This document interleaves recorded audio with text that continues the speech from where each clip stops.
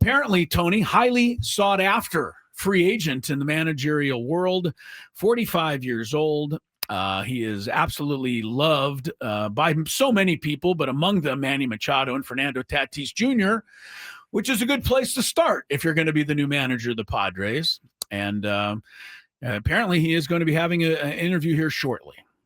Yeah, I mean, it makes sense. I mean, he's expressed interest. Padres sound like they've expressed interest. And, immediate respect walking in the building. I mean, think. He's got 700 homers. I mean, I don't know that anybody really understands the level of respect that guys like Manny and Toddy and really all the way on down.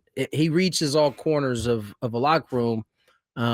And yeah, man, I mean, I'm not saying, good, bad. I'm just saying in terms of on its face, it's a no-brainer that you at least interview and kind of go from there. Yeah, career 703 home runs. I think he's one of only, let me see, Babe Ruth, Hank Aaron, Barry Bonds, Albert Pujols, 700 club. That's pretty much the end of it.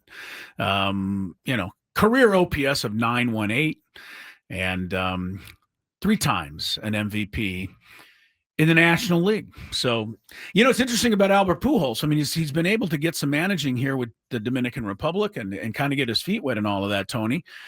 I've always felt, and I know you've kind of been in agreement with me on this, but except for the rare occasion, and hopefully, and I'm assuming Albert Pujols will be the rare occasion because, it sounds like he's cutting his teeth and doing quite well.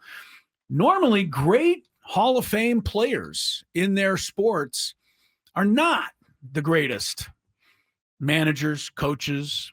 And I think some of it stems from the fact that as great as they are, they wind up managing or coaching athletes that don't quite share the same fortitude that they have.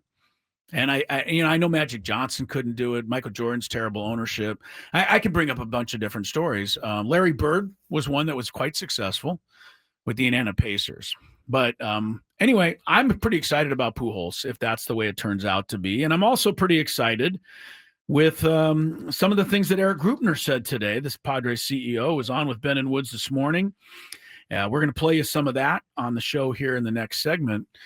But I think most clearly was Eric Grubner's belief and desire, at least stated to Ben and Woods, that AJ Preller get a contract extension done and remain with the Padres. And I think I'm definitely happy to hear that. I assume you are as well, Tony.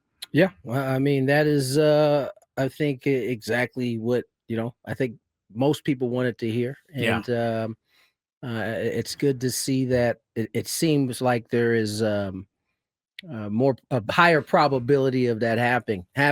Maybe it was that way the whole time. You never know. Right. Yes, right. We were trying to create a bunch of different things that may never have been true. At the end of the day, it makes sense. Once again, I mean, this is a head of baseball operations that has, I don't know, and had no problem finding talent, getting talent, and has been able to get creative when, things got tight. And I just don't know that I see a lot of GMs, outside of a handful out there that aren't available at this point that would do it as well.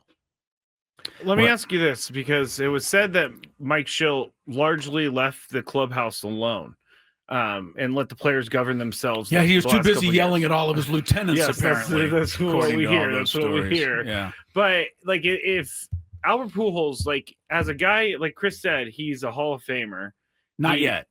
Oh, yeah. Here's the good thing about he's on his way. Well, here's the good thing. If Albert Pujols becomes manager, maybe we all get to go to Cooperstown when he's inducted. Oh, there you go. I like the way you're thinking. That is That's great. the way you're thinking. That's the way I'm thinking. Listening. We got to be there. Got to be there.